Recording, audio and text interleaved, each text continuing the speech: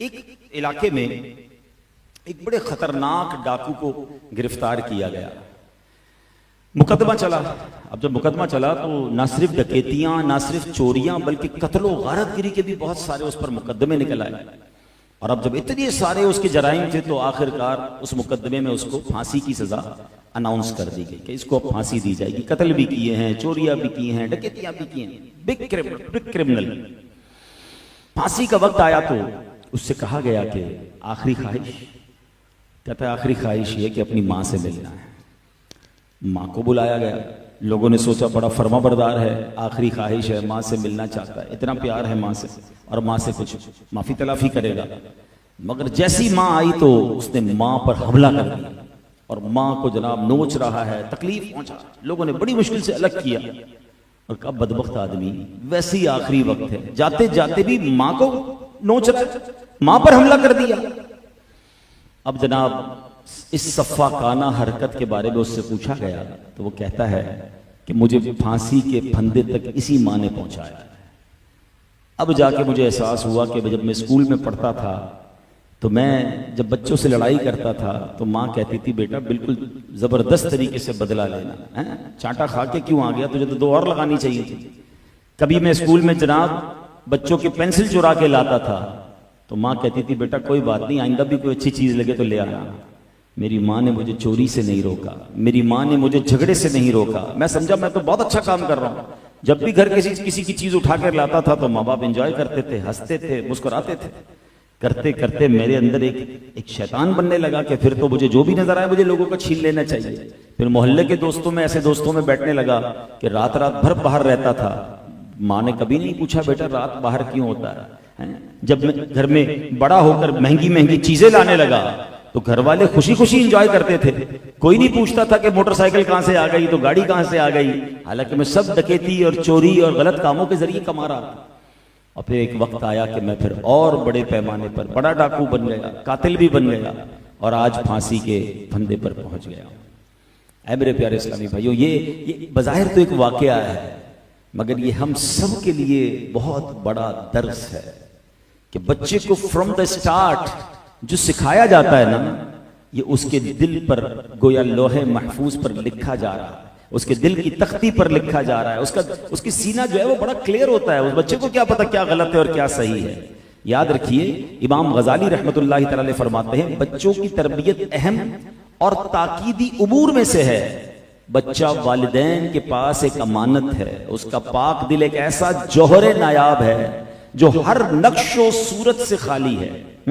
میری زبان سے لوح محفوظ نکلا. لوح محفوظ تو یقیناً سبحان اللہ یہ تو ایک بڑی مقدس کتاب ہے، لیکن اس کے جو دل ہوتا ہے نا وہ صاف کاغذ، ایک لوہے یعنی سمجھے بلینک پیپر ہوتا ہے. امام غزالی فرماتے ہیں کہ بچہ والدین کے پاس ایک امانت ہوتا ہے اور اب جو اس کو سکھایا جاتا ہے، جس طرف مائل کیا جاتا ہے بچہ اس طرف مائل ہو جاتا ہے. اگر اسے اچھی باتوں کی عادت ڈالی جائے، بہترین تعلیم و تربیت دی جائے تو بچہ ماشاءاللہ بڑا نیک ہوتا ہے. دیکھیں نا اب یہاں ہمارے سامنے ایک بچہ بیٹھا ہے، سر پر امامہ ہے، کتنا خوبصورت لباس پہنا ہے، کسی نے تربیت کی نا. ہم دعوتوں میں جاتے ہیں، ہمیں ایسے ایسے بچے ملتے ہیں اور ایسے لباس میں ملتے ہیں، ہم خود حیران ہو جاتے ہیں کہ پتہ نہیں مسلمان کا بچہ ہے بھی کہ نہیں. اس بچے کا کیا قصور ہے؟ یعنی آپ دیکھیں آپ کو 2 قسم کے بچے ملیں گے. آپ کو کہیں بچے ایسے ملیں گے جو آپ کو آ کر بڑے ادب سے ملیں گے، بزرگوں کا ہاتھ چومتے نظر آئیں گے، سلام کرتے نظر آئیں گے. تھوڑی دیر بعد ان کی زبان پر کوئی اللہ رسول کی بات ہوگی، کوئی نعت شریف پڑھ رہا ہوگا. کچھ بچے ملیں گے جو دعوتوں میں ناچ رہے ہوں گے، گالیاں دے رہے ہوں گے. اس میں کلیئرٹی سمجھ آ رہی ہے کہ یہ ان بچوں کے پیچھے کا جو ماحول ہے نا وہ اس پر امپیکٹ کریٹ کر رہا ہے. بچہ یاد رکھیے ماحول سے سیکھتا ہے. آپ دیکھیں جن گھروں میں نمازیں ہوتی ہیں، چھوٹے چھوٹے بچے سر پر ٹوپی رکھیں گے، دادا کے ساتھ ابو کے ساتھ آ کر جا نماز پہ کھڑے ہو جائیں. نماز پڑھنا آتی نہیں ان کو مگر وہ کاپی کر رہے ہیں. چھوٹی بچی ہوگی وہ دوپٹہ پہنے گی، اور دوپٹہ پہننا بھی نہیں آ رہا ہوگا مگر وہ کبھی نانی کے ساتھ امی کے ساتھ آ کر جا نماز پر کھڑی ہو جائے. کیوں؟ وہ دیکھ رہی ہے، وہ سیکھ رہی ہے. اب جس گھر میں نماز ہی نہیں ہے، جس گھر میں سارا دن ناچ گانے ہیں، جس گھر میں سارا دن فلمیں ہیں، صبح سے لے کر شام تک میوزک ہے، باپ کو جب بھی دیکھا بچوں نے کسی کو گالی دیتے ہی دیکھا، باپ کو جب بھی دیکھا اس نے جھوٹ بولتے دیکھا، ماں کو جب بھی دیکھا اس نے کسی اور کی برائی کرتے ہی دیکھا. وہ عورت اور بچے اور بچی کی کیا تربیت ہو رہی ہے؟ ہم سوچ نہیں رہے کہ یہ بچے ہی ہمارا سرمایہ ہے. یہ ہماری یوں سمجھیے میرے اور آپ کے مرنے کے بعد ہمارے لیے صدقہ جاریہ کا باعث بھی بن سکتے ہیں اور ہمارے لیے گناہ جاریہ کا باعث بھی بن سکتے ہیں. قرآن مجید فرقان حمید میں اللہ کیا ارشاد فرماتا ہے؟ یا ایھا الذین آمنوا قوا انفسکم واہلیکم نارا. اے ایمان والو، یاد رکھیے جتنی آیتیں اے ایمان والو کہہ کر نا بڑی امپورٹنٹ ہیں. اللہ کریم نے 6600 سے زیادہ آیتیں قرآن میں، مگر اونلی 89 ٹائمز ہی ڈائریکٹلی آرڈرڈ، ڈائریکٹلی اس نے بات کی ایمان والوں سے، صرف 89 ٹائمز. پورے 6600 آیتوں میں یہ 89 آیتیں تو پہلے پڑھ لیجئے جناب. اگر ابھی تک نہیں پڑھی تو مجھے یہ دل میں دھچکا ہونا چاہیے کہ اللہ نے مجھ سے کیا بات کی ابھی تک میں نے نہیں پڑھا ہے. تو یہ 89 آیتیں الگ سے بھی آپ کو ماشاءاللہ سجیسٹ کر دیتا ہوں. بک کا نام، کتاب کا نام بھی اے ایمان والو ہے. دعوت اسلامی نے جاری کر دی ہے. وہ 89 آیتیں الگ کر دی گئی ہیں، اس کا ترجمہ بھی ہے اور اس کی تفسیر بھی ہے. ویری شارٹ، ایوری آیت 2-3 پیجز پڑھ لیں. اگلے 2-3 مہینوں میں آپ کم از کم یہ تو کہہ سکیں گے کہ یار اللہ نے جو مجھ سے بات کی نا قرآن میں، وہ میں نے ڈائریکٹلی وہ تو پڑھ لی. اب یہ ان میں سے ون آف دیم آیت ہے، وہ ایک آیت. اللہ فرماتا ہے یا ایھا الذین آمنوا، اے ایمان والو، قوا انفسکم واہلیکم نارا، اپنی جانوں اور اپنے گھر والوں کو اس آگ سے بچاؤ. جہنم کی آگ سے بچانے کی کوشش کرنے کا حکم جو ہے مجھے اور آپ کو قرآن دے رہا ہے. آپ بتائیے، اللہ نہ کرے آپ کا بچہ سویا ہوا ہو اور گھر میں آگ لگ جائے، آپ بچے کو کیسے اٹھائیں گے؟ آرام آرام سے اٹھائیں گے. اور اگر وہ نہیں اٹھے گا تو آپ کہیں گے چلو سونے دو یار، بیچارے کی نیند خراب ہو رہی ہے. آپ اس کو نہیں اٹھے گا تو اٹھا کے نکل جائیں گے گھر سے کہ آگ لگی ہوئی ہے. مگر فجر کی نماز کے وقت بچہ سویا ہے تو ہمارے پاس اٹھانے کا ٹائم نہیں، بلکہ والد کو خود نہیں اٹھنا تو وہ بچے کو کیا اٹھائے گا؟ بچہ ہمارے سامنے غلط کام کر رہا ہے مگر ہم کہتے ہیں یار ابھی بچہ ہے. قرآن کہہ رہا ہے اپنے گھر والوں کو، اپنی فیملی کو آگ سے بچاؤ. تو جس طرح دنیا کی آگ لگنے پر ہم زبردستی منت کر کے کچھ بھی کر کے اس کو بچاتے ہیں، اگر میری فیملی میں کوئی میرا فیملی ممبر ہے اور خاص طور پہ میری اولاد ہے اور مجھے لگ رہا ہے کہ یہ غلط کاموں کی طرف جا رہی ہے، تو والد اور والدہ کی یہ ذمہ داری بنتی ہے، ایک حد تک ذمہ داری بنتی ہے کہ ہم اس کو روکیں، اس کو بچائیں، اس کی تربیت کریں. اور خدا کی قسم جس کی اولاد نیک ہے، میں سمجھتا ہوں دنیا کی سب سے بڑی دولت جو ہے نا، ہم سمجھتے پیسہ ہے، ہم سمجھتے دنیا میں جناب میرا نام ہو گیا. آپ کے پاس اربوں روپے ہیں، اور اگر اولاد نافرمان ہے نا تو آپ کو اندازہ ہی نہیں کہ دکھ کیا ہے. پوچھو ان ماں باپ سے جن کی اولاد نافرمان ہے، جو ماں باپ کی عزت نہیں کرتی، جو ماں باپ ان کو دیکھ کر رو رہے ہوتے ہیں. پیسے بہت ہیں مگر بیٹا ان کے سامنے جو ہے ان کے اونچی آواز میں بات کرتا ہے، ماں باپ کا ادب نہیں کرتا. راتیں کدھر گزر رہی ہیں ماں باپ کو پتہ نہیں. ان کو یہ خوف رہتا ہے میرا یہ مال میرے مرنے کے بعد اولاد کس جگہ خرچ کرے گی. یہ دکھ بہت بڑا ہے. اللہ کسی دشمن کو بھی اولاد کا دکھ نہ دکھائے. اور جس کی اولاد نیک ہے، اللہ اکبر، یہ سب سے بڑی دولت ہے. میں ایک مشورہ دوں گا، ویسے تو جتنا ہو سکے اپنی اولاد کی تربیت کریں، مگر ایٹ لیسٹ ایک ٹارگٹ ضرور لیجئے گا کہ میں نے اپنی زندگی میں اپنی اولاد کو 5 وقت کا نمازی ضرور بنانا ہے. ٹھیک ہے؟ اور اس کا فائدہ پتہ کیا ہوگا؟ کہ پہلے یہ سمجھیے کہ نیک اولاد ماں باپ کو مرنے کے بعد کیسے کام آتی ہے. حضرت عیسیٰ علیہ نبینا علیہ الصلوۃ والسلام اللہ کے نبی ہیں، اور اللہ کے نبیوں کو اللہ نے بڑے کمال دیے ہوتے. ایک بار کہیں سے گزر رہے تھے تو آپ نے ایک قبر کے پاس دیکھا کہ نظر آپ کی ایسی تھی کہ آپ نے قبر کے اندر کے حالات دیکھے، اس پر عذاب ہو رہا تھا. آپ ٹریول پہ کہیں جا رہے تھے، واپس آئے تو اسی قبر میں نور انوار کی بارش ہو رہی تھی. آپ حیران ہو گئے، آپ نے اللہ سے کہا یا اللہ کچھ دنوں پہلے تو اس قبر پر عذاب، آج یہاں برکتیں، بڑے مزے میں ہے مردہ. اللہ نے فرمایا موسیٰ بندہ بڑا گناہگار تھا، خطائیں کرتا تھا، مر گیا، اس لیے عذاب ہو رہا تھا. مگر جب یہ مرا تھا نا، اس نے اپنی وائف کو پریگننٹ چھوڑا تھا، اس کی وائف حاملہ تھی، اس کو بچہ ہوا، بچہ بڑا ہوا. اور اے موسیٰ جب بچہ وہ بڑا ہو کے مدرسے میں گیا نا، اس نے مجھے قاری صاحب نے کہا پڑھو بسم اللہ الرحمن الرحیم.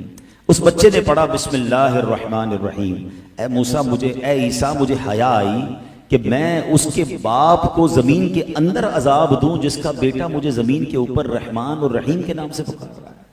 صرف بیٹے کے بسم اللہ الرحمن الرحیم پڑھنے کی برکت سے اس کے والد کی بخشش ہو گئی. اولاد نیک ہونا تو وارے نہیں آ رہے ہیں. ہاں قبر میں قیامت تک آپ کو یہ سمجھیے برکتیں ہی برکتیں ہیں. بیٹا دعائیں کرنے والا ہو، بیٹی دعائیں کرنے والی ہو، عبادت کرنے والی ہو. لیکن ہم کہتے ہیں نہیں فلاں یونیورسٹی میں پڑھ لے گا نا تو بڑا ڈپلوما مل جائے گا، بڑی سرٹیفکیٹ. ہمیں یہ فکر ضرور ہے کہ میرا بیٹا جناب یہ تعلیم حاصل کر لے. نہ قرآن سکھاتے ہیں، نہ نماز سکھاتے ہیں، نہ دین سکھاتے ہیں. آپ کو ایک اور بڑی ہارٹ ٹچنگ بات کہہ دیتا ہوں، عقل مند یہ جملہ پک کر لیں گے. جب بیٹا بڑا افسر بن جاتا ہے نا، دنیا کی کوئی بہت بڑی ڈگری حاصل کر لیتا ہے، میں سب کے لیے نہیں کہہ رہا، میجورٹی کی بات ہو رہی ہے، تو بعض اوقات ماں باپ ڈرتے ہیں کہ بیٹے کو برا نہ لگ جائے. میرا بیٹا بڑا افسر ہے، میرا بیٹا بڑا ڈاکٹر ہے، میرا بیٹا بڑا پولیس والا بن گیا ہے، بڑا افسر، بہت بڑا آدمی ہے. ماں باپ ڈرتے ہوئے بات کر رہے ہیں. لیکن اگر بیٹا عالم دین بن جائے نا، بیٹا مفتی بن جائے، بیٹا واقعی دیندار بن جائے، تو بیٹے کو ہمیشہ ڈر لگتا ہے میرے باپ ناراض نہ ہو جائے. فرق ہے نا. میں نہیں کہتا سارے ایجوکیٹڈ لوگ ایسے ہوتے ہیں، مگر میجورٹی کی بات، کیونکہ جب قرآن اور حدیث بندہ پڑھتا ہے نا تو اس کو پتا چلتا ہے کہ ماں باپ کے حقوق کیا ہیں. میرا تو سب کچھ میرے ماں باپ ہیں. ارے یہ راضی ہوں گے تو رب راضی ہوگا، اور یہ ناراض ہو گئے تو رب ناراض ہو جائے گا. وہ دنیا میں سب سے زیادہ آپ کو خوش کرنے کی کوشش کرے گا اگر آپ نے واقعی اسے قرآن و سنت سکھایا ہوگا. لوگ پریشان ہوتے ہیں کہ یار میرے اپنے بیٹے کو دیندار تو بنا دیا مگر میری فرما برداری ہی ختم ہو گئی. ایک بڑا خوبصورت جملہ ہے، تم اپنے بیٹے کو دین کے حوالے کر دو، دین وہ بیٹا تم تربیت کر کے تمہارے حوالے کر دے گا. تو سب سے پہلے اپنی اولاد کی شریعت کے مطابق تربیت کریں. میں جملہ کہہ رہا تھا کہ اپنی اولاد کو کم از کم 5 وقت کا نمازی ضرور بنائیے گا. اس کا پتہ فائدہ کیا ہوگا؟ آپ کے میرے مرنے کے بعد وہ بے شک ہماری قبر پر آئے نہ آئے، مگر وہ روزانہ 5 وقت باوضو قبلہ رو ہو کر دن میں کئی بار پتہ کیا پڑے گا؟ ربنا اغفر لی ولوالدی وللمؤمنین یوم یقوم الحساب. کس حالت میں پڑھے گا؟ التحیات میں بیٹھا ہوگا، قبلہ رو بیٹھا ہوگا، نماز کی عالم میں ہوگا، فجر میں 2 بار پڑھے گا، ظہر میں بعض اوقات 3 اور 4 بار یہ دعا کرے گا، عصر میں کرے گا، مغرب میں کرے گا، عشاء میں کرے گا.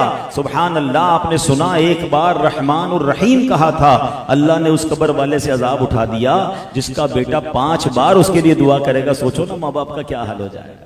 تو پریورٹی یہ دیجئے گا کہ بے شک آپ کا بیٹا آپ کہتے ہیں بہترین اسکول میں پڑھے لیکن دین سے دور نہ ہو جائے. اور یہی ہماری ذمہ داری ہے کہ ہم اپنی اولاد کی طرف آئیں. اب ذرا غور سنیے گا. حضرت سعد بن عبداللہ تستری رحمۃ اللہ تعالی علیہ فرماتے ہیں میں 3 سال کی عمر کا تھا. دیکھیں ان کی تربیت کیسی کی. کہتے ہیں میں رات کے وقت اپنے ماموں جان حضرت محمد بن سوار علیہ رحمۃ اللہ الغفار کو نماز پڑھتے دیکھتا تھا. ایک دن انہوں نے مجھے کہا کہ اے بیٹا کیا تو اس رب کو یاد نہیں کرتا جس نے تجھے پیدا کیا ہے؟ میں نے پوچھا میں اپنے رب کو کیسے یاد کروں؟ چھوٹا تھا. تو مجھے کہا کہ جب رات کو سونے لگو نا تو زبان کو حرکت دیے بغیر دل ہی دل میں یہ کلمات 3 مرتبہ کہو، اللہ معی، اللہ ناظر الی، اللہ شاہدی. یعنی اللہ میرے ساتھ ہے، اللہ مجھے دیکھتا ہے، اللہ تعالیٰ میرا گواہ ہے. بیٹا رات کو سوتے وقت دل ہی دل میں یہ پڑھ لیا. کہتے ہیں میں نے پڑھنا شروع کر دیا. جب چند راتیں یہ کلمات پڑھ لیے تو انہوں نے کہا کہ اب 7 مرتبہ پڑھو. میں رات کو سوتے وقت 7 بار پڑھتا تھا. پھر کچھ دنوں کے بعد میں نے کہا میں نے 7 بار پڑھ رہا ہوں. فرمایا اب 11 مرتبہ پڑھوں. میں 11 مرتبہ. اب بندہ ریپیٹ کر رہا ہے بچہ کہ اللہ میرے ساتھ ہے، اللہ جو میں کر رہا ہوں وہ دیکھ رہا ہے اور اللہ میرا گواہ ہے. اس بچے کے دل میں اللہ سے کنیکٹیوٹی پیدا ہو رہی. کہہ رہی ہے مجھے بڑا مزہ آنے لگا. تو اب ماموں جان مجھے کہتے ہیں 1 سال گزر گیا نا تو مجھے کہتے ہیں کہ بیٹا جو میں نے سکھایا ہے نا اب قبر میں جاتے وقت تک روزانہ پڑھنا ہے تم نے، اس کو چھوڑنا نہیں اس وظیفے کو. مجھے بڑا مزہ آنے لگ گیا، بڑی روحانیت محسوس ہونے لگی. میں ذکر کرتا رہا. اب ماموں نے ایک دن مجھے کہا کہ اے سہل ایک بات بتاؤ، جس کو رب دیکھ رہا ہو، جس کے ساتھ اللہ ہو، جس کا گواہ رب ہو، کیا وہ اللہ کی نافرمانی کرتا ہے؟ بس وہ کہتے ہیں وہ جملہ میں نے سننا تھا کہ واقعی جب میرا ایمان یہ ہے کہ اللہ مجھے دیکھ رہا ہے، اللہ میرے ساتھ ہے، میری تمام باتوں کا گواہ ہے، اب میں رب کی نافرمانی کیسے کروں؟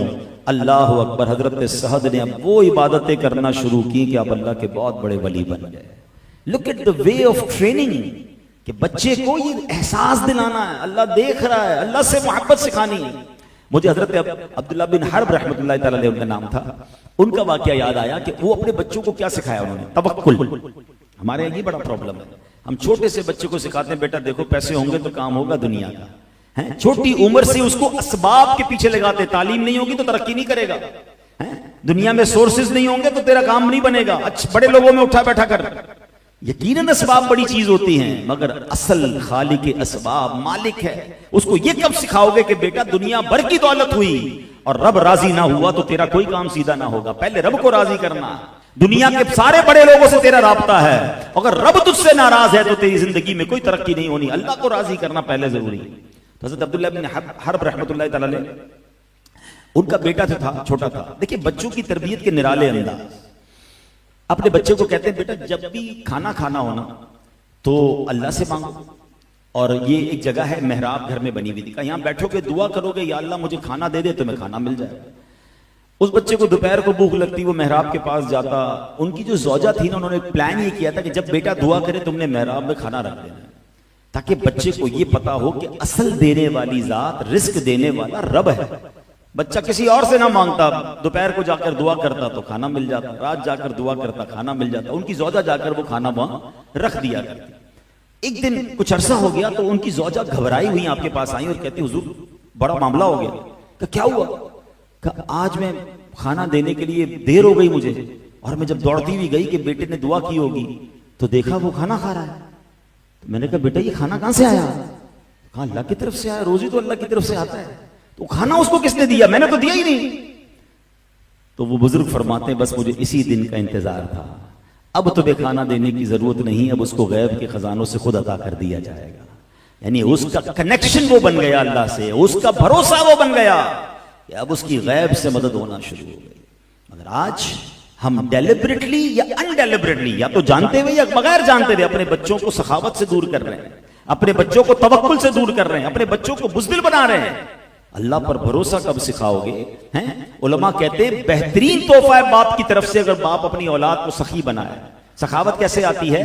کہ آپ اللہ کی راہ میں اگر خرچ بھی کریں تو اپنی اولاد کے ہاتھ سے کریں، انہیں سکھائیں کہ کیسے خرچ کرنا ہے، بیٹا یہ کسی غریب کو دے دو، یہ مسجد میں دے دو، تاکہ اسے پتا چلے کہ یہ خرچ کرنا بھی ضروری ہے، اور اس کو سمجھائیں کہ آج ہم یہ خرچ کر رہے ہیں، اس کی برکت سے اللہ ہمیں دنیا میں عطا فرماتا ہے، اس کی برکت سے ہمارے ہمیں جنت کی نعمتیں عطا فرمائے گا۔ اپنی زکوٰۃ دیتے وقت ایک اور بڑا پرابلم ہے، اب تو یہ میں چھوٹے بچوں کی بھی بات کر رہا تھا، جب بچے بڑے ہو جائیں تو ہونا یہ چاہیے کہ ہمارے جو والد ہیں، بزرگ ہیں، دادا نانا، وہ اپنے بچوں کو بٹھا کر بتائیں کہ ہم ہر سال کتنی زکوٰۃ دیتے ہیں اور یہ زکوٰۃ کہاں کہاں دیتے ہیں۔ اب ہمارا پرابلم یہ ہے کہ ہم جب شخصیات سے، بزنس مین سے ملنے جاتے ہیں، کسی نوجوان کاروباری آدمی سے کہیں کہ بھائی اپنی زکوٰۃ آپ کہاں دیتے ہیں، کہ مجھے کیا پتا، ابو دیتے ہیں، سارا حساب تو ابو کے ہاتھ میں ہے۔ یہ غلط کر رہے ہیں آپ اپنی اولاد کے ہاتھ سے یہ کام کروائیں، کیونکہ میرے مرنے کے بعد میری اولاد کو کیا پتا کہ زکوٰۃ کیسے نکالنی ہے اور یہ نیکی کہاں کہاں کرنی ہے۔ بعض اوقات ہم کچھ اپنے خاندان کے رشتہ داروں کی مدد کر رہے ہوتے ہیں، ہم اپنے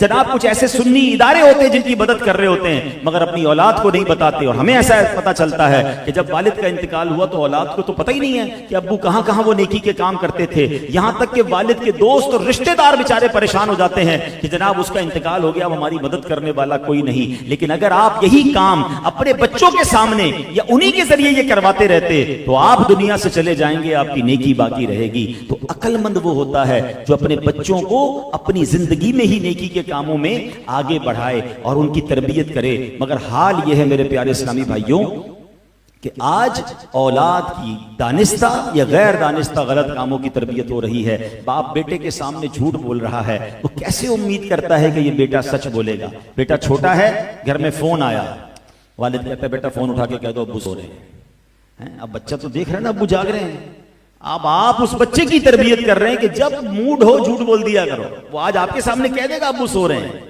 مگر کل یہی بڑا ہو کر آپ کے سامنے بھی جھوٹ بول رہا ہو، آپ کو بھی گھما رہا ہوگا۔ آپ کہیں گے بیٹا کدھر ہو، اتنی دیر سے کیوں آئے ہو؟ وہ کہے گا ٹریفک جام تھی۔ اس نے کہا ابو آپ نے سکھایا تھا جھوٹ بولنا، اب آپ ہی کو گھماتا رہوں گا۔ نہیں، بچپن سے ہی بچے کو یہ پتا چلے کہ جھوٹ یہ جہنم میں لے جانے والا کام، یہ اللہ کو ناراض کرنے والا کام ہے۔ مزیدار تربیت یہ ہے کہ بیٹے سے غلطی ہو وہ اتنا ہمت والا ہو کہ آپ کے سامنے آ کر بتائے کہ مجھ سے غلطی ہوئی ہے، اس کو پتا ہو کہ میں اپنے والد کے سامنے جھوٹ نہیں بول سکتا۔ اور آپ کا بھی یہ انداز ہونا چاہیے کہ اگر بچے نے اپنی غلطی مان کر سچ کہہ دیا تو اسے سزا نہ دیں، کم از کم اس کو اس سچ پر اپریشیٹ کریں کہ ماشاءاللہ چلو کوئی بات نہیں، تم نے سچ تو بتایا، تاکہ سچ کا حوصلہ پیدا ہو۔ سانچ کو آنچ نہیں ہے، مگر وہ بے وقوف لوگ اپنے سامنے اپنے بچوں کی، یہ مائیں بھی جو ہیں، آپ سمجھتے ہیں کہ آپ اپنے بچوں کے سامنے اپنی ساس کی برائی کریں تو یہ بچوں کی تربیت ہو رہی ہے؟ آپ بچوں کے سامنے اپنے شوہر کی برائی کریں، کیا یہ بچوں کی تربیت ہو رہی ہے؟ بچوں کو پتا چل رہا ہے کہ ماں باپ کا آپس میں رشتہ کیسا خراب چل رہا ہے۔ ماں میری نانی کے بارے میں یا میری دادی کے بارے میں کیا بات کرتی، ہم نہیں سمجھ رہے، یہ کوڑا کاغذ ہے۔ They are getting something from you. وہ روز گھر میں یا تو نیگیٹیوٹی کو ایبزارب کر رہے ہیں یا جناب وہ روز گھر میں پازیٹیوٹی حاصل کر رہے ہیں، وہ دین سیکھ رہے ہیں۔ اللہ کرے یہ بات سمجھ آ جائے۔ لیکن یہ جو لالچ ہے نا، یہ کتنی بری بلا ہے اور کس طرح دنیا میں انسان برباد ہوتا ہے۔ میں آپ کو ایک واقعہ سناتا ہوں، پھر انشاءاللہ اپنے بیان کو کنکلوڈ کرتا ہوں کہ یہ جو مال کی محبت آج کل سکھائی جا رہی ہے، لالچ جو دلوں میں اتاری جا رہی ہے، خدا را کبھی اپنے بچے کو مال کا لالچی مت بنائیے گا، اس کو دین سیکھنے والا اور جس کہتے ہیں سخی دل ہو۔ مال کی محبت کی بجائے اللہ اور اس کے رسول سے محبت آپ دے دیں، مال کہیں نہیں جاتا، جو نصیب میں ہے وہ مل کر رہے گا۔ لیکن اگر اولاد اگر صرف مال کے پیچھے بھاگتی رہی تو پھر وہ حلال اور حرام کی تمیز بھی اٹھا دے گی۔ حضرت عیسیٰ علیہ نبینا علیہ السلام کا واقعہ، ویری امیزنگ اسٹوری، ذرا غور سے سنیے گا۔ ان کی خدمت میں ایک آدمی نے عرض کی کہ حضور آپ اللہ کے نبی ہیں، اتنی عظیم ہستی ہیں، میں آپ کے ساتھ کچھ وقت گزارنا چاہتا ہوں، آپ کی خدمت میں رہوں گا، آپ کی غلامی اختیار کروں گا، آپ مجھے موقع دے دیں۔ آپ نے اس کو اجازت دے دی کہ چلو ٹھیک ہے، ساتھ رہو۔ سفر پہ کہیں جا رہے تھے، حضرت عیسیٰ بڑے سادہ رہتے تھے، ان کے ساتھ کوئی بہت ساز و سامان نہیں ہوتا تھا، بڑی غربت والی، بڑی فقر و فاقہ والی، اللہ والی زندگی ان کی، اب کمال کی زندگی تھی۔ تو وہ کہیں جا رہے تھے تو نہر کے کنارے پہنچے، آپ نے کہا کہ چلو کھانا کھا لیتے ہیں۔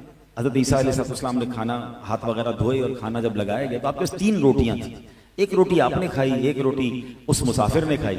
آپ جب نہر سے پانی پینے گئے تو اس ساتھی نے وہ روٹی چھپا لی، اب اس نے دیکھا ہیں 3 روٹیاں، ابھی کھا لیا، آگے کیا کھاؤں گا؟ وہ دماغ میں اسی کو پہلے دن ہی گھبراہٹ شروع ہو گئی۔ توکل نہ ہو تو انسان یہی سوچتا نا کل کیا ہوگا، پرسوں کیا ہوگا۔ اب یہ ماشاءاللہ بچے کی ولادت پر، عقیقے پر یہ محفل ہے، ورنہ کچھ لوگوں کو دیکھا بچہ پیدا ہوتے ان کی ٹینشن شروع ہو جاتی ہے، خوشی کی بجائے ٹینشن، اللہ اکبر یہ بڑا ہوگا تو کیا ہوگا، اس کی پڑھائی کا کیا ہوگا، بچی پیدا ہو گئی تو اس کے رشتے کا کیا ہوگا، گھبراہٹ ابھی سے شروع۔ اللہ کے بندو، جس نے اولاد دی ہے وہی سارا انتظام فرمائے گا۔ مجھے بھی اسی نے پالا پوسا ہے، مجھے بھی یہاں تک اس نے پہنچایا، اولاد دی ہے تو رزق بھی اسی نے دینا، قسمت بھی اسی نے عطا کرنی، گھبراہٹ کس بات کی ہے؟ اللہ پر بھروسہ رکھو نا۔ یہ جو کل پرسوں سال بعد 2 سال بعد کی ٹینشنیں پالتے ہیں، ملتا کچھ نہیں، شوگر یا ڈائبٹک یا بلڈ پریشر کے مریض ہی بنتے ہیں۔ تو یہ نہ کیا کریں، اللہ پر چھوڑیں، ہاں اللہ پر بھروسہ رکھیں۔ اللہ پر بھروسہ سیکھنا ہو تو حدیث پاک بڑی پیاری ہے، اللہ کے نبی علیہ السلام فرماتے جس کا مضمون ہے، اگر تم اللہ پر ایسا بھروسہ کرو جیسا بھروسہ کرنے کا حق ہے، اللہ تمہیں ایسے روزی دے گا جیسے پرندوں کو رزق عطا فرماتا ہے۔ آپ کو پتہ ہے پرندے کیسے رزق لیتے ہیں؟ صبح پرندے، اور دنیا میں پرندے کتنے ہیں یہ الگ ایک پوری تحقیق ہے کہ جتنے دنیا میں انسان ہوتے ہیں نا، ہر وقت ملٹیپلائی بائی 10 اتنے جانور ہوتے ہیں۔ یعنی اگر 8 ارب مسلمان ہیں تو 80 ارب جانور ہیں، اور ملٹیپلائی بائی 10 اتنے پرندے ہوتے ہیں۔ 800 ارب اپروکسیمیٹلی پرندے اس دنیا میں موجود ہیں۔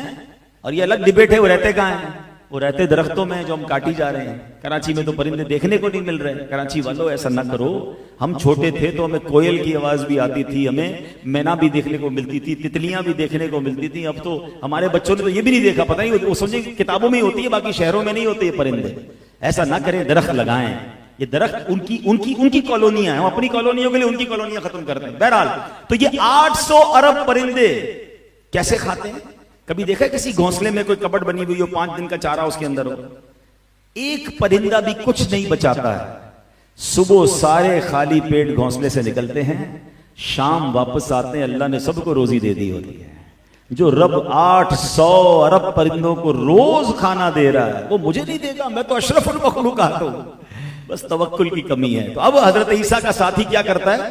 روٹی چھپا لی کہ ہیں 3، حضرت نے ایک کھا لی، ایک میں نے کھا لی، کل کیا کھائیں گے اس نے چھپا لی۔ حضرت عیسیٰ نے کہا کہ وہ روٹی کہاں گئی؟ کہتے مجھے نہیں معلوم، جھوٹ بولتا۔ آپ آگے چلے، راستے میں ایک ہرنی ملی جس کے 2 بچے تھے۔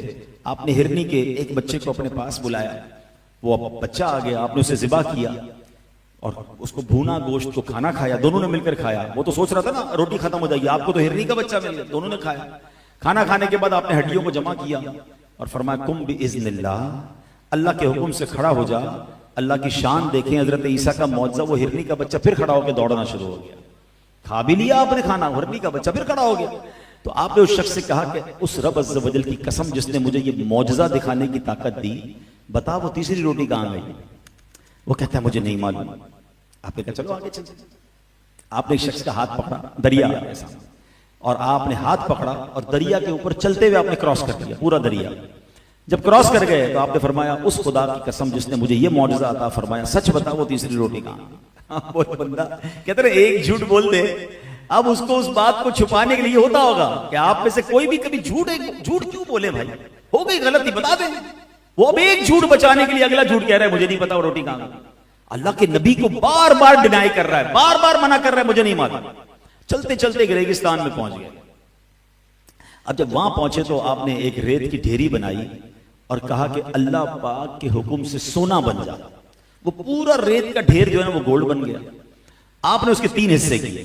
اب آپ تھے نا، ایک حصہ آپ نے اپنے پاس رکھا، ایک اس کو دیا، اور اب کہا یہ تیسرا حصہ اس کا ہے جس کے پاس تیسری روٹی ہے. وہ جو روٹی کا لالچی تھا وہ سونا کدھر سے چھوڑتا، کہتا حضرت معاف کر دیجئے میں ہی وہ ہوں، میرے پاس ہی روٹی ہے.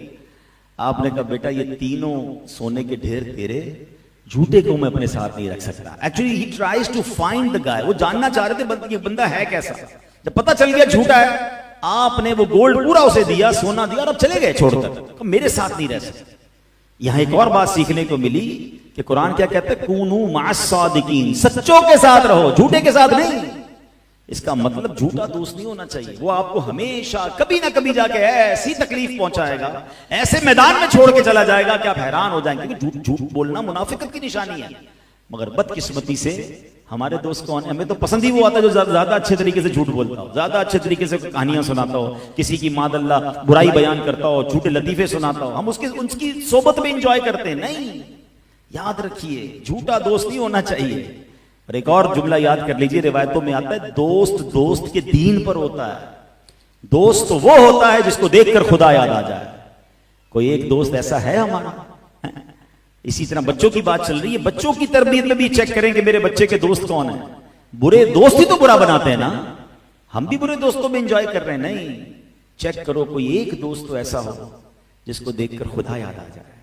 ہم نے تو ایسے دوست بنائے جس کو دیکھ کر سنیما یاد آتا ہے، کسی کو دیکھ کر کوئی غلط کام ہی یاد آتا ہے. نہیں، دوست کو دیکھ کر خدا یاد آتا ہے. بہرحال حضرت عیسیٰ علیہ السلام نے اس بندے کو چھوڑا اور آپ چلے گئے.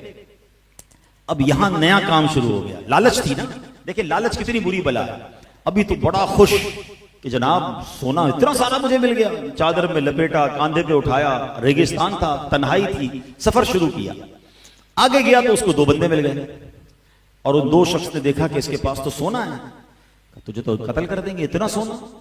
تو کہتا بھائی دیکھو پکڑ تو لیا ہے مجھے، سونا بھی دریافت کر لیا، مجھے اکیلے کو مارنے سے بہتر ہے آپس میں تینوں بانٹ لیتے ہیں. کیوں قتل کا گناہ اپنے ذمے لیتے ہو، پکڑے جاؤ گے تم بھی جیل میں جاؤ گے. ان دونوں نے سوچا بات تو ٹھیک ہے، 50-50 کی جگہ 33-33 تو مل ہی رہا ہے. کہ چلو ٹھیک ہے. اب بہت خوش تینوں، کہتے ہیں بھوک لگی ہے چلو مل کے کھانا کھاتے ہیں. تو ان 2 نے مل کر ایک کو کہا کہ جاؤ تم کھانا لے آؤ. لالچی تو تینوں ہی تھے ہیں. جب تیسرا کھانا لینے گیا تو وہ کہتا ہے کہ کیوں نہ کھانے میں زہر ملا دوں، یہ دونوں کھا کر مر جائیں گے، پورا سونا مجھے مل جائے گا. وہ کھانا لینے گیا ہے اور یہ دونوں جو پیچھے بیٹھے کہتے ہیں یہ کھانا لے کر آئے گا تو اس کو مار دیں گے. ایسا ہی ہوا، وہ کھانا لے کر آیا زہر ملا کر. ان دونوں نے اسے پکڑا، پہلے اسے مار دیا کہ مبارک ہو، اب تو 50-50 ہمارا ہو گیا، اب آؤ مل کر کھانا کھاتے ہیں. اور جب کھانا کھایا تو کیا ہوا، یہ دونوں بھی دنیا سے چلے گئے. سونا ادھر ہی پڑا تھا، ساتھ 3 لاشیں پڑی تھی. حضرت عیسیٰ اپنا کام سے فارغ ہو کر پھر اس ریگستان سے گزرے. آپ نے دیکھا سونے کا ڈھیر ہے اور 3 لاشیں گلی سڑی پڑی ہیں. اللہ اکبر. حضرت عیسیٰ علیہ السلام نے کیا کہا، آپ نے فرمایا دیکھ لو یہ دنیا کا حال ہے، لہٰذا تم پر لازم ہے کہ اس سے بچتے رہو. کاش یہ بات سمجھ آ جائے. اعلیٰ حضرت نے بڑی کمال کی بات لکھی ہے، شہد دکھائے، زہر پلائے، قاتل ڈائن، شوہر خوش، اس مردار پہ کیا للچایا، دنیا دیکھی بھالی. اگر حرام طریقے سے مال کما بھی لیا نا، یہ ڈکیتیاں کرتے ہیں، یہ جو چوریاں کرتے ہیں، یہ جو رشوت کا کام کرتے ہیں، یہ کسی کی زمین پہ قبضہ کر لیتے ہیں، یہ جو جس طرح بھی حرام کمانے والے ہوتے ہیں سکون نہیں ہوتا. آپ کو لگ رہا ہوتا ہے آگے پیچھے گارڈ ہیں، بڑے اللے تللے ہیں، ان کو پوچھو ان کا حال کیا ہے. یقین کرے ان سے کئی زیادہ خوشبو ہوتا ہے جو بیچارہ ریڑھی لگا کر رات کو سکون کی نیند سو رہا ہوتا ہے، پتہ ہے میں حلال کما کے سو رہا ہوں، 1-1 روپیہ برکت والا ہے اس کا. تو خود بھی لالچ میں نہیں جانا ہے اور اپنے بچوں کو بھی کبھی لالچ کی طرف نہیں لے جاؤ. خاص طور پہ یہ جو مال کی لالچ ہے نا، یہ اس قدر خطرناک ہے. امام غزالی فرماتے ہیں، حضرت حسن بصری رحمۃ اللہ تعالی علیہ کا قول، اللہ پاک کی قسم جو درہم یعنی دولت کی عزت کرتا ہے اللہ پاک اسے ذلت دیتا ہے. دولت کے پیچھے نہیں بھاگنا ہے، مال کہاں جائے گا، رزق کدھر جائے گا، جو میرے نصیب میں وہ مل کر رہے گا، لیکن دین چھوڑ کر، اللہ رسول کو چھوڑ کر صرف مال کے پیچھے، کچھ بھی ہو جائے پیسہ چاہیے، یہ سوچ نہیں ہونی چاہیے۔ جب درہم و دینار بنے تھے نا تو شیطان نے ان کو اٹھا کر اپنی پیشانی پر رکھا اور چوم کر بولا جس نے ان سے محبت کی وہ میرا غلام ہے۔ شیطان تو راضی ہوا تھا کہ اب یہ درہم و دینار کے ذریعے میں سرکار علیہ الصلوۃ والسلام کی امتیوں کو بہکاؤں گا۔ تو اے میرے پیارے اسلامی بھائیوں، ہم نے چند باتیں جو آج سنی ہیں اس کو ذہن میں رکھیے گا۔ اولاد کو نیک بنانے کے لیے دا بیسٹ فارمولا، پہلے مجھے نیک بننا ہوگا، میں نیک بنوں گا، میرے گھر والے نیک بنیں گے، میری اولاد نیک بنے گی۔ اللہ ہماری اولاد کو ہماری مغفرت کا ذریعہ بنائے۔ آخر میں وظیفہ بھی بتا دیتا ہوں، کچھ لوگ پوچھتے بھی رہتے ہیں کہ جناب اولاد نیک بن جائے، اولاد فرما بردار بن جائے، اس کے بارے میں کچھ بتائیں۔ بڑی پیاری دعا ہے، نبی پاک علیہ الصلوۃ والسلام کی دعا ہے، اور یوں سمجھیے کہ مجھے پسند بھی بہت ہے یہ دعا، آپ بھی پڑھتے رہا کریں۔ اور وہ دعا یہ ہے، ربنا ہب لنا من ازواجنا وذریاتنا قرۃ اعین واجعلنا للمتقین اماما۔ یہ دعا کتنی پیاری، پہلے اس کا ترجمہ سنو، اور سبحان اللہ اس دعا سے سیکھنے کو بھی بہت کچھ مل رہا ہے۔ اللہ کے حبیب دعا کر رہے ہیں، ربنا ہب لنا من ازواجنا وذریاتنا، اے اللہ، اے میرے رب، ہماری بیویوں اور ہماری اولاد سے ہماری آنکھوں کی ٹھنڈک فرما دے۔ پھر فرمایا قرۃ اعین، یعنی ہماری آنکھوں کی ٹھنڈک فرما، واجعلنا للمتقین اماما۔ بھائی بات تو کمپلیٹ ہو گئی تھی نا کہ اللہ ہمیں ہماری اولاد اور اپنی بیویوں سے سکھ عطا فرما، خوشی نصیب فرما، انہیں ہماری آنکھوں کی ٹھنڈک بنا۔ مگر آلویز آپ نبی پاک کی دعاؤں میں دیکھیں گے، اگر دنیا کی بھی دعا ہے نا تو ساتھ ساتھ تو اللہ کو راضی کرنے والی آخرت کی دعا ضرور شامل ہوگی۔ وَجْعَلْنَا لِلْمُتَّقِينَ إِمَامًا، اے اللہ مجھے متقیوں کا امام بنا دے۔ واہ واہ، بچے بھی نیک ہو جائیں، زوجہ بھی نیک ہو جائے، فیملی بھی نیک ہو جائے، اور میں بھی متقیوں کا امام ہو جاؤں، اور کیا چاہیے؟ تو علماء کہتے ہیں کہ اس کو ہر نماز کے بعد، اول آخر درود شریف کے بعد یہ دعا ایک بار پڑھ لیں، انشاءاللہ بچے سنتوں کے پابند بنیں گے اور گھر میں بہت خوبصورت ماحول، امن و سکون والا ماحول ہو جائے گا۔ تو یہ دعا میں دوبارہ کہہ دیتا ہوں، آپ بعد میں انشاءاللہ اس کو میری ویڈیو سے نکلوا لیجئے گا۔ اللہم ربنا ہب لنا من ازواجنا وذریاتنا قرۃ اعین واجعلنا للمتقین اماما۔ ہم اللہ سے دعا کرتے ہیں یہ دعا ہم سب کے اور ہم سب کے گھر والوں کے حق میں قبول فرمائے۔ اچھا، بچہ اگر نافرمان ہو گیا ہے، سویا ہوا ہو، تو اس کے سرہانے کھڑے ہو کر یہ جو آیت میں پڑھ رہا ہوں ایک بار اتنی آواز سے پڑھیں کہ اس کی آنکھ نہ کھلے۔ اول آخر درود پاک پڑھ لے 11 بار، 11 دن تک یا 41 دن تک یہ آپ نے پڑھنا ہے۔ اور یہ آیات کیا ہیں؟ بسم اللہ الرحمن الرحیم، بل ہوا قرآن مجید فی لوح محفوظ۔ یہ اولاد کے سرہانے پہ کھڑے ہو کر اتنی آواز سے پڑھیں کہ وہ سن لے مگر اس کی آنکھ نہ کھلے، ٹھیک ہے؟ اول آخر درود شریف کے ساتھ 11 تا 41 دن تک آپ نے پڑھنی ہے یہ آیتیں، انشاءاللہ وہ بچہ جو ہے وہ فرما بردار ہوگا۔ اللہ ہماری اولاد کو ہماری آنکھوں کا نور بنائے، جو بے اولاد ہیں اللہ انہیں نیک اور صالح اولاد عطا فرمائے، جو صاحب اولاد ہیں جو بے اولاد ہے اللہ نیک اور صالح اولاد عطا فرمائے، اور جو صاحب اولاد ہیں اللہ ان کو، ان کی اولاد کو ماں باپ کی آنکھوں کا نور اور مغفرت کا ذریعہ بنائے۔ آخر میں یہ عرض ہے کہ دعوت اسلامی کا ماحول ہے جو ہمارے بچوں کی، خود ہمارے گھر والوں کی تربیت کا اہتمام کرتا ہے۔ خواتین کے لیے لیڈیز کے پروگرامز موجود ہیں، مردوں کے لیے مردوں کے اجتماعات اور قافلے اور مدرسے موجود ہیں، بچوں کے لیے بچوں کے انسٹیٹیوٹس موجود ہیں۔ دعوت اسلامی پورا فیملی پیکج ہمیں دیتی ہے، پوری فیملی مل کر بیٹھ کے کچھ دیکھنا چاہتے ہیں تو مدنی چینل موجود ہے، تو ہر طرف ہمارے لیے اہتمام ہے، تو دعوت اسلامی کے ساتھ منسلک ہو جائیں انشاءاللہ۔ ہم نے دیکھا کہ یہ وہی دعوت اسلامی ہے کہ جس نے جو ماں باپ کی بات نہیں سنتے تھے ان کو ماں باپ کا فرما بردار بنا دیا، لاکھوں کو عالم اور حافظ بنا دیا، اور پوری دنیا میں آپ اگر بیرون ملک سفر کریں، ماشاءاللہ زہیب بھائی تشریف لائے ہیں، آپ یورپ جائیں، افریقہ جائیں، جدھر جائیں، وہ ممالک جہاں کے نوجوان بڑے ماڈرن، مگر وہاں ہم نے سنتوں کے پابند جب نوجوان علماء دیکھے تو آنکھیں ٹھنڈی ہوئی کہ سبحان اللہ، دعوت اسلامی نے کیا کر دکھایا۔ تو ہمیں بھی، ہم اگر چاہتے ہیں کہ میری اولاد میری مغفرت کا ذریعہ بنے تو دس از دا بیسٹ وے کہ اپنی اولاد کو دعوت اسلامی کے ماحول سے وابستہ کریں، اس کے بعد آپ اس کی خوشیاں دیکھیں گے، اللہ کرے گا آپ کی آنکھیں ٹھنڈی ہوں گی۔ اللہ پاک آج کی محفل کو اپنی بارگاہ میں قبول فرمائے، آمین بجاہ نبی۔